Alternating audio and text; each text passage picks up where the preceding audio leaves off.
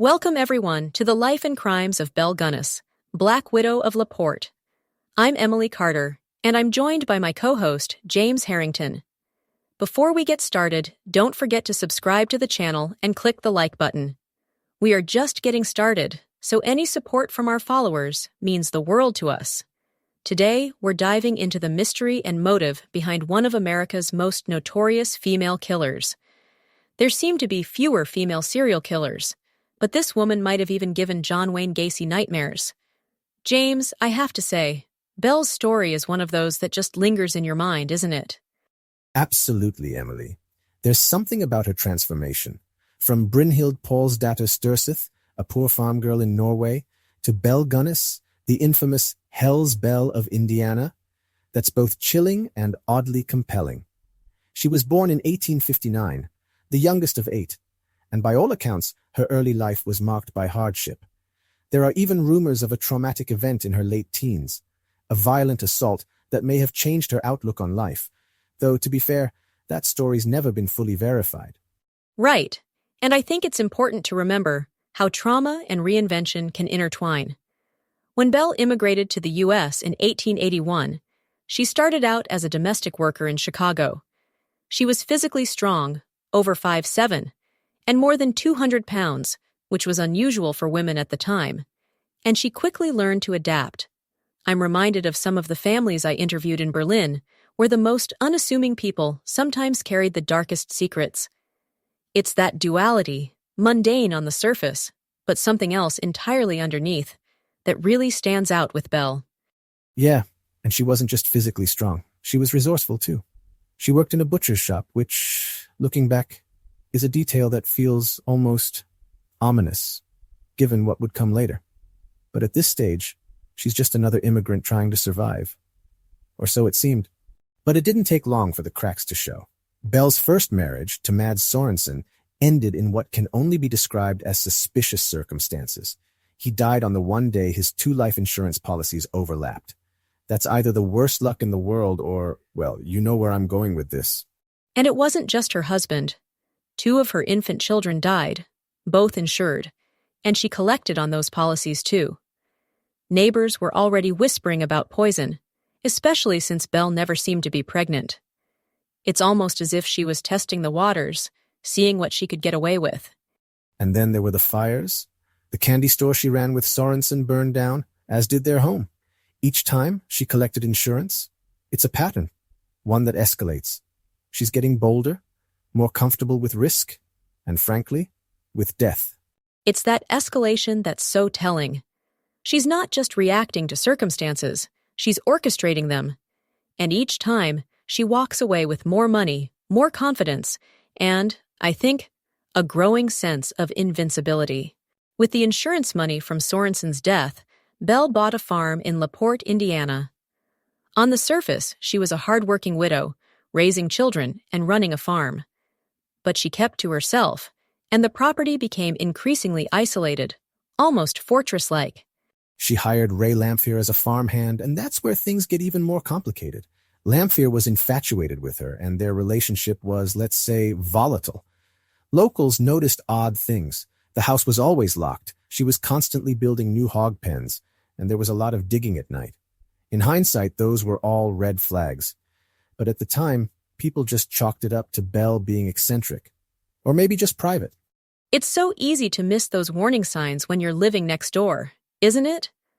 I mean, I've heard similar stories in my oral history work.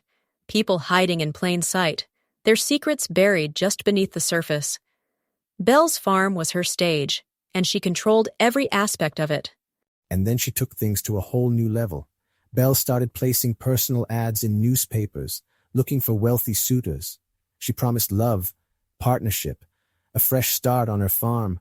Men came from all over the Midwest: John Moe, Henry Gurholt, Ole Budsberg, Andrew Helgelian, each bringing their life savings. And almost none of them ever left. It's so eerily similar to modern catfishing scams, isn't it? The technology's changed, but the psychology is the same. Lure someone in with a promise, isolate them, and then exploit them. Belle was ahead of her time in the worst possible way. Yeah, I've covered online fraud cases where the emotional manipulation is just as calculated. Belle's letters were full of charm and longing. She knew exactly how to make these men feel special, needed. And once they were hooked, she made sure they brought everything they had. It's chilling how methodical she was. Once the men arrived, Belle's methods were brutal. She'd drug them, or wait until they were asleep, and then attack, often with a meat chopper. The bodies were dismembered, sometimes with a level of anatomical knowledge that's honestly disturbing. Some were buried under the hog pen, others possibly fed to the hogs themselves. And she didn't just get rid of the bodies, she laundered their possessions and money through local banks and associates. She even planted alternative stories with the victims' families, saying they'd left for Norway or run off with someone else. It bought her time and kept suspicion at bay. It's that ability to manage multiple narratives that really stands out. She was running a criminal enterprise, but also a psychological one, controlling what people believed, what they questioned, and what they ignored. Everything unraveled in April 1908, when Belle's farmhouse burned to the ground. In the ruins, authorities found the bodies of a headless adult woman and her 3 children. That alone was shocking, but it was just the beginning. Relatives like Asle Helgelian, searching for his missing brother Andrew, pushed for a deeper investigation. When they started digging around the hog pen, they found body after body, at least 14, maybe as many as 40, buried in shallow graves or sacks, dismembered and scattered. The sheer scale of it is almost impossible to comprehend. And most of the remains couldn't even be identified. The recovery methods were crude, and the bodies had been so thoroughly destroyed. It's a testament to the persistence of the families and local authorities that any of the victims were ever named at all. Ray Lamphere was quickly arrested for arson, and his role in all of this is still debated. He confessed to helping Belle bury bodies, and in some versions, claimed he helped stage her death by burning the house and planting another woman's body. But was he an accomplice, a pawn, or just a convenient scapegoat? It's complicated. Lamphere was clearly infatuated with Belle, and she manipulated him, no question. But his confession, which came out after his death, detailed her methods and suggested he was more involved than he ever admitted publicly. The power dynamics between them are fascinating from a psychological perspective. Was he coerced, or did he act out of loyalty, or maybe even fear? And the fact that his story changed over time only muddies the waters. It's possible he was both victim and perpetrator, caught in Belle's web, but not entirely innocent himself. The biggest question, though, is what happened to Belle herself. The headless corpse found after the fire was officially identified as hers, based on dental work, but there were glaring discrepancies. The body was much smaller than Belle, and the weight didn't match. Some believed it was another victim, planted to fake her death. And Belle had liquidated her assets just before the fire.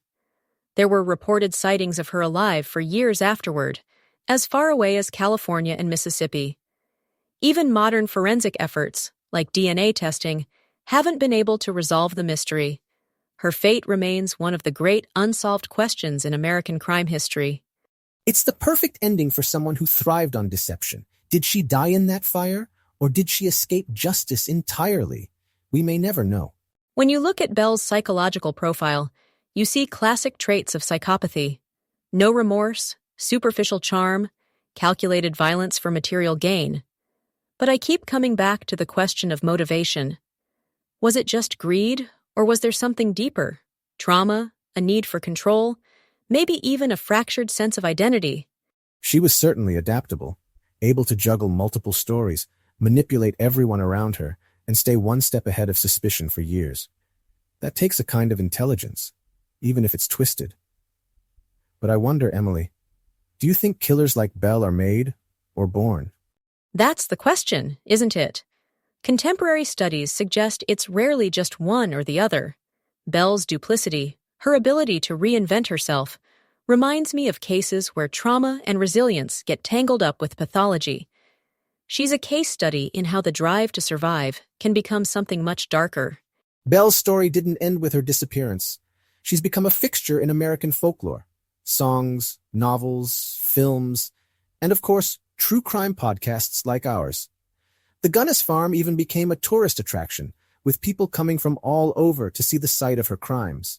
It's fascinating how society is drawn to these stories, especially when the killer is a woman. Belle's legend has inspired everything from ballads to best-selling novels. The ambiguity of her fate only adds to the allure. She's both a monster and a mystery. I actually visited a true crime museum once that had a whole display dedicated to Belle Gunness. Letters, photos, even a replica of her infamous personal ad. It's a bit surreal, seeing how her story still captures the public imagination more than a century later. And I think that's where we'll leave it for today. Belle Gunness remains an enigma, a woman who blurred the line between greed and evil, and whose story still haunts us. James, thanks for joining me on this journey into the darkness. Thank you, Emily, and thanks to all our listeners for sticking with us through this twisted tale. We'll be back soon with more stories from the shadows of history. Until next time, take care. Goodbye, everyone. Goodbye.